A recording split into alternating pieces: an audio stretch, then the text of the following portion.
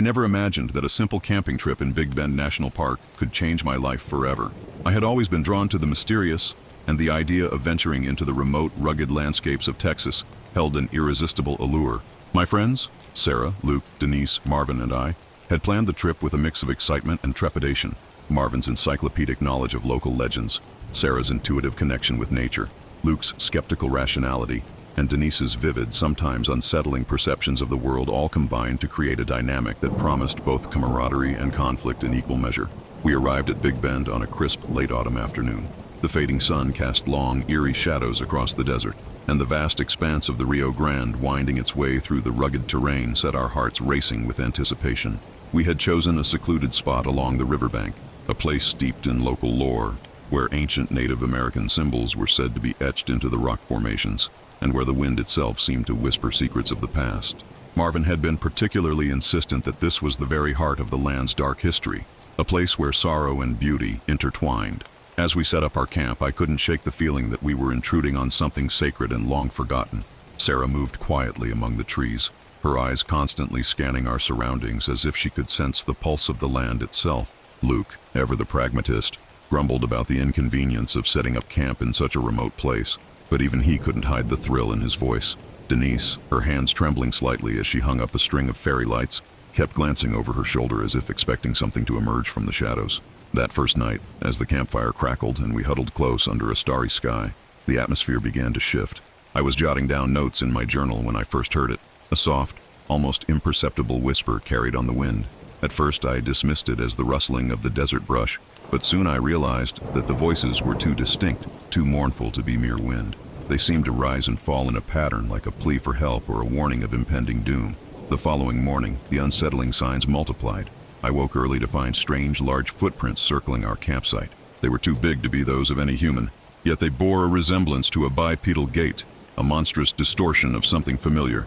I called the others over, and while Marvin examined the prints with scholarly interest, Luke insisted that we were simply the victims of an overactive imagination. Sarah's eyes, however, widened with a mixture of fear and recognition as she knelt beside the tracks, murmuring something about ancient spirits.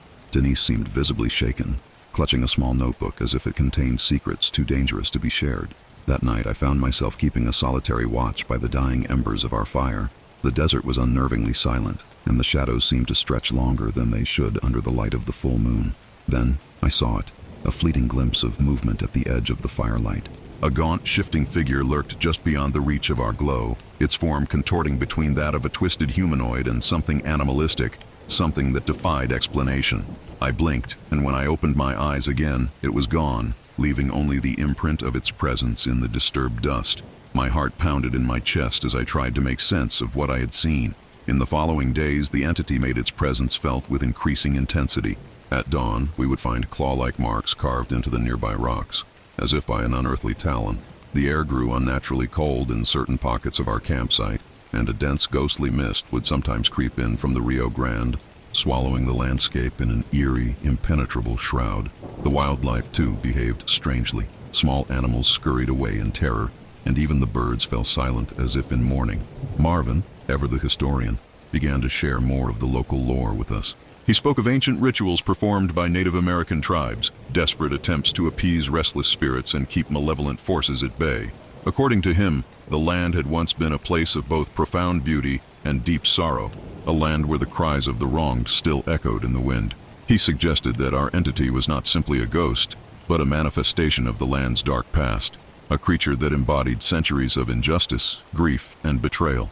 Sarah listened intently, her eyes reflecting both empathy and a deep-seated determination to understand the spirit's message. As the nights wore on, we found ourselves at a crossroads. Should we flee this haunted place, or confront the darkness head-on? Luke, the ever-pragmatic skeptic, argued that we should abandon the campsite immediately. There's got to be a logical explanation, he insisted, though his voice betrayed a hint of doubt. Yet Sarah and Marvin were resolute. They believed that by understanding and confronting the malevolent presence, we might lay to rest the tormented souls of the past. My own curiosity, mixed with a profound sense of duty to the history of the land, compelled me to stand our ground. We decided to try an old ritual Marvin had discovered in one of his ancient texts, a ritual that might appease the restless spirit by acknowledging the wrongs of the past. We gathered offerings from the natural bounty around us, bundles of sage, vibrant desert blooms, and water drawn from the Rio Grande. Under the watchful eye of a full moon, we arranged these offerings on a makeshift altar in the clearing and began to recite incantations in hushed, trembling voices. The desert air seemed to thicken with anticipation as we spoke, each word a plea for forgiveness, a recognition of the land's storied pain. As the ritual progressed, the atmosphere grew charged with a palpable energy. The temperature plummeted, and a dense, eerie fog began to roll in, swallowing our little circle of light. Then, as if summoned by our collective resolve, the creature reappeared. This time it stood before us, its form flickering in and out of existence like a candle in the wind.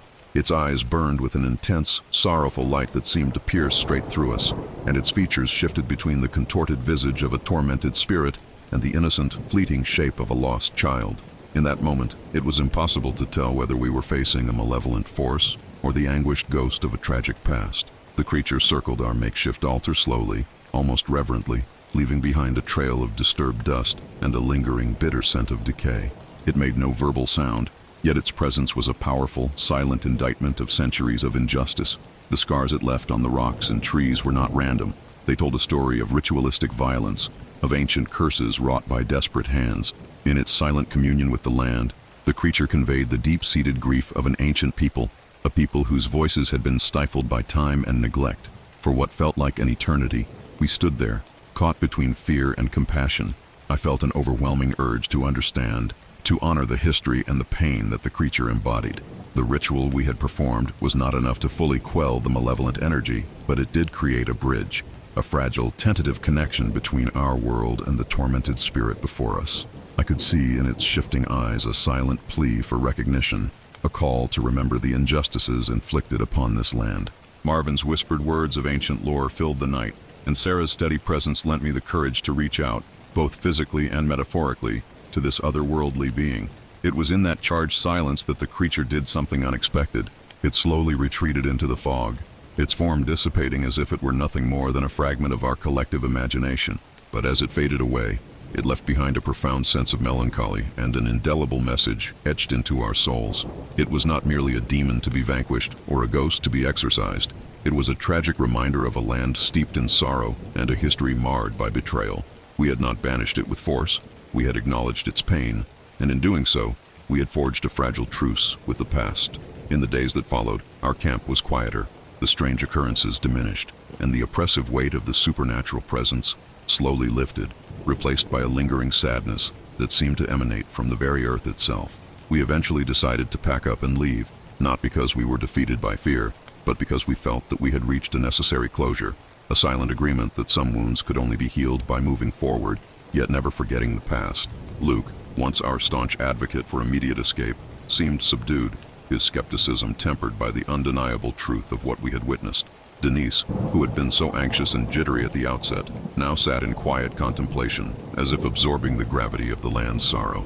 As I look back on that fateful weekend, I realized that our encounter in Big Bend was far more than a brush with the supernatural.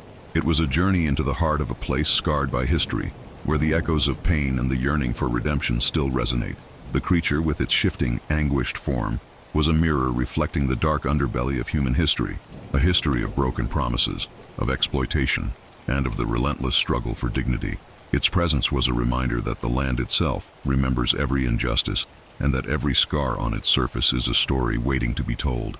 Even now, as I sit here writing in my journal, I can still hear the faint whispers carried by the Texas wind, a reminder of the souls that once cried out for justice and recognition. The memory of that creature lingers in my dreams, a spectral figure whose mournful gaze implores us to honor the past and to tread carefully upon the earth. Our encounter was not a battle of good versus evil, but rather a dialogue, a silent exchange between the living and the spirits of a bygone era, urging us to remember that every land has its ghosts and every soul its hidden scars. We left Big Bend with heavy hearts and a newfound respect for the power of history and nature. Our experience transformed us, binding us together with the unspoken understanding that some mysteries are meant to be acknowledged rather than conquered. The landscape of Texas, with its stark beauty and relentless echoes of the past, had imparted a lesson that will forever guide my steps, that even in the darkest of places, there is a story of redemption waiting to be heard, and that sometimes the bravest act is not to fight the darkness, but to embrace its sorrow and learn from it. In the end, our encounter was a communion, a fleeting, haunting connection with the tortured spirit of Big Bend. The creature's silent testimony spoke of land desecrated, of broken vows, and of an enduring resilience that has weathered centuries of pain. It was a reminder that in every whisper of the wind and every shadow cast by the setting sun, there exists a memory of the past, a call to remember and to heal. And though we eventually left that sacred haunted place, the lessons it imparted remain etched in our hearts, a testament to the enduring power of history and the silent voices of the earth. I now carry that memory with me, a bittersweet reminder that some encounters leave scars not of flesh, but of soul, and that it is in these scars, in the acknowledgement of our shared history, that true healing can begin.